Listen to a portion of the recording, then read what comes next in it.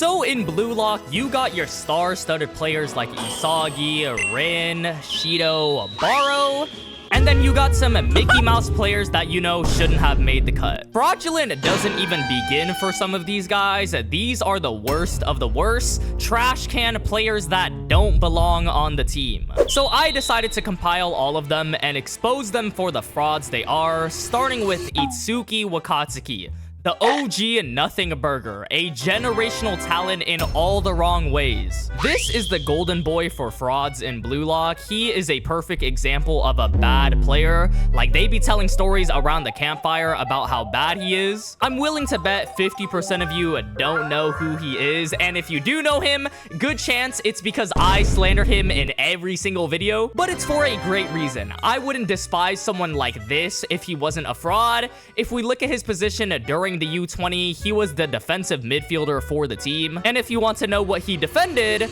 absolutely nothing. He defended absolutely nothing. I'm not even making that up. The only time he's shown on screen was him analyzing Rin and Isagi, and then he allows them to get past him. This is the equivalent of looking at a banana on the floor, saying I can slip on it, and then slipping on the banana. It's like, what? How are you gonna let that happen? His second and last feat is not even a feat. It's just him staring at Nagi shooting his goal. This guy is so bad, he can't do the one thing his job says: defense. You're telling me there was not a single confident bone in his body to try and go for the ball? Hell, even foul Nagi like Kuon did. He just stands there in what I can only assume is absolute awe of a superior player. You know what else can just stand there and do nothing? A pole. A pole in the middle of the field would have done more for the defensive line than this guy. I need to have a sit-down talk with the U20 Japan manager. Who hired this guy? He had one job and couldn't even do it.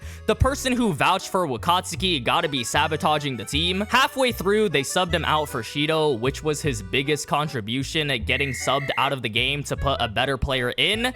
I just know he was on the bench mad as hell that his teammates were glazing his replacement. I refer to Wakatsuki as the OG Nothing Burger, but I'm sorry y'all, in this image lies the biggest frauds in the manga. Yes, plural. Yudai Imamura and Naruhaya were players that had to go, man. I'm not even joking when I say they rival Wakatsuki in uselessness. It's been a while since Bluelock Season 1, so if you don't remember, these two were part of the first team Isagi was in, aka Team Z, and they really tried their best to make these two specifically look tough. This is a key visual from the Bluelock Twitter account, and you'd expect with him being here and on the same team as the main cast, they would be half decent, but nah, it was just bait. Let's start with Imamura. If celery was a person, that would be Yudai Imamura. I'm genuinely surprised this guy even got picked for Bluelock. Henri, what the hell were we thinking? He was ranked 295th, so placing right in the middle for Team Z, and his weapon was speed and technique, which I can just tell you this guy was the biggest capper.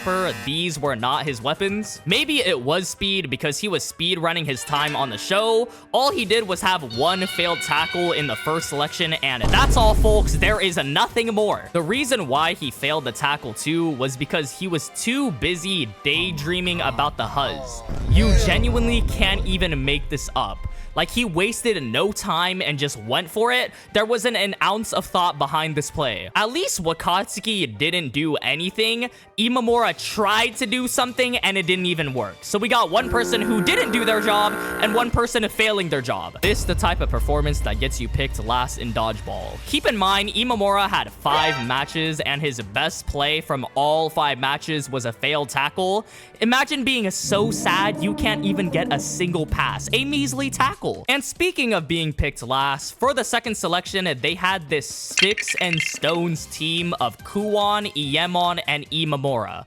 Oh my god, that is actually the most cooked team I've ever seen. Like, prayers for my boy Iemon, because he didn't deserve to team up with a snake and a trash can after playing goalie for all the matches. This is actually the saddest journey throughout Bluelock. I would be so pissed seeing everyone else in Team Z succeed, get millions of dollars in salaries, become the Japan national team, while you were stuck goalkeeping for them in the trenches. Dare I say they made it through because of your saves at times. And you had to team up with the rejects, the bottom of the shoe, alone at the lunch table players. while literally everyone else in Team Z except your team made it through. So can we get an RIP for Iemon in the comments? Now, there is actually one more player who didn't make it through the second selection, and that's of course Naruhaya. For Imamura's case, we didn't really see him, so you can't blame him for being bad if he wasn't shown enough. But Naruhaya had a whole selection game, and this guy was still pretty bad. During the first selection, he was mostly a defender, but he didn't block anything. In fact, he was just as useless as Imamura. Everyone looks at the second selection game though, and even though this game was generational,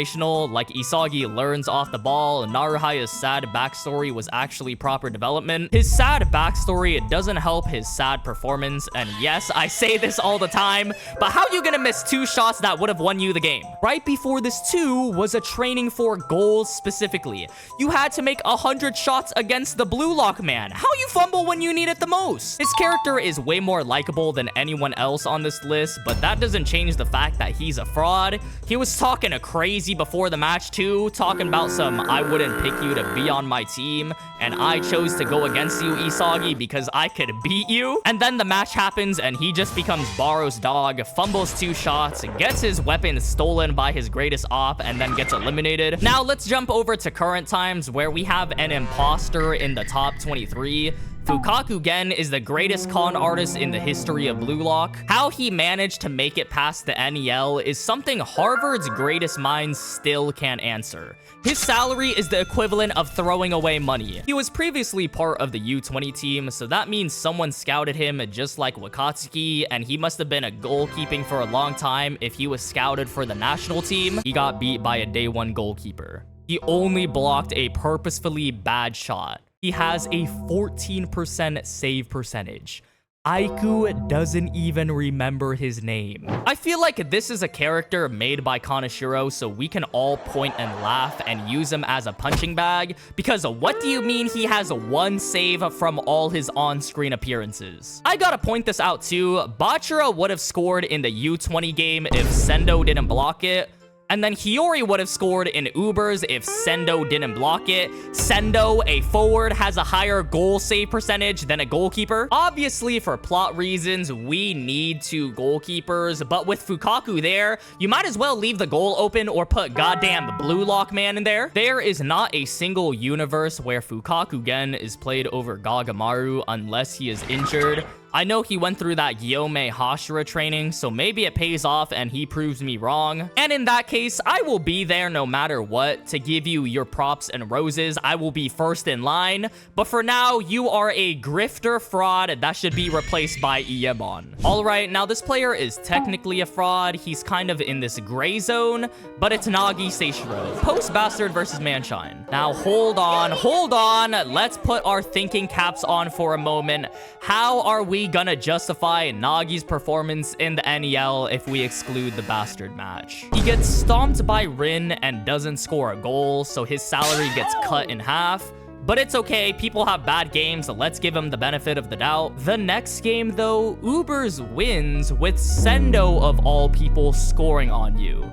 And then you go down even more in the rankings. While this is happening, both your other rivals are leaving you in the dust and calling you a worthless pile of junk. And then ultimately, you do nothing in the last game, so you get eliminated. And your team goes 0-4 in the NEL, the only team to not win a single game. If I was Chigiri, I would be pissed because he scored in pretty much every match but got no help out here, feeling like LeBron. I get that he had no motivation, but this is the biggest fall off we've seen. A player who was ranked 2nd after the 2nd week ends up getting eliminated. Honestly speaking, I don't even hate Nagi Seishiro. Like, I know there are diehard fans for him and also D1 haters of his character who are popping champagne at his elimination. I'm kind of in the middle where I feel bad for his character, but that doesn't excuse this type of performance, 0-4. Even then, I would still take Nagi over any of the other frauds in this list. Like, at least he was able to make it upfield. He can at least pass. I think he's more useful as a passer than someone like Hiyori, but as a striker, nah, he had to go. We should have had a full Chigiri formation and just maybe we could have won a game. Like, we lost to FC Barcha, aka Bachira and the Trash Can Friends plus Atoya. How is that even possible? We had Shigiri, Reo, Agi, U20 defenders, and the #1 player, Hajime Nishioka. So yeah, post-bastard Nagi doesn't belong on the team. Any other version of him though, you are welcomed with open arms. Soon we'll get to see him cook in Red Key too. Alright, this last player is someone whenever they appear, you just start crying. Crying tears of sadness. Tokimitsu might just be the #1 fraud in the history of Bluelock. I genuinely don't think for the rest of this manga we will ever reach this levels of shame. In the second selection, he was ranked top 3, and I get it's only who completed 100 goals faster, but the narrative was hyping him up alongside Ryu and Rin as the 3 biggest threats at the moment. And during the second selection, we saw him score goals, steal possession, go against a barou, and use his unlimited stamina to move upfield. All the while being a scaredy cat character. Think of Zenitsu from Demon Slayer, but even more scared. But you know how Zenitsu had his moments of locking in? That never happens for Tokimitsu in the NEL. He just stays the exact same. You know how unbearable Demon Slayer would have been if Zenitsu was just scared all the time for the entirety of his character? That's literally Tokimitsu. Why he didn't get development or anything is a question to me, but an even bigger question, it gotta be his performance during PXG. What the hell happened? Like genuinely, everything Tokimitsu had in his kit, from his weapons to his physique to his feats, just got Thanos snapped and disappeared from his character. It was just a humiliation ritual for this guy. Like they made him go against a Raichi, someone else with physique as his weapon too, and lose against him. So pretty much saying he's worse. And then this panel of him losing to Corona did actual emotional damage. How did he not just fold Corona when he previously did the same to Isagi and even held his own against a 6'2", 200-pound barou is mind-boggling to me. In the exact same panel, he even got finessed by Nanase. Like, how you gonna get smack-talked by Nanase of all people? That's not even all though. When he got eliminated, he got one small panel of him crying and that's it. No goodbye, nothing. He was kind of the only character besides Nagi that we quote-unquote cared about or knew about, but let's be honest, nobody really cared about him. It sucks because he did have a lot of potential, and I think his character development with him learning not to be scared or finding his ego would have actually been interesting. Instead, they eliminated him to take out some players we know and love, yet nobody really cared in the end, and it's all because he had the saddest NEL showing in history. Alright, that about wraps it up for this video. I know I'm missing some frauds in Bluelock, but that might be a discussion for another day. Remember, this is all satire, comedic, fun to talk about. If one of these characters were your favorite characters, which I don't see any good reason besides Nagi, take it all with a grain of salt. It's all satire. If you made it to the end though, thank you so much, and I would really appreciate it if you guys would hit the subscribe button to stay up to date with everything Bluelock. YouTube really thinks you'd like this video right here, so be sure to check that one out too. I love y'all so much, and I'll see y'all in the next one.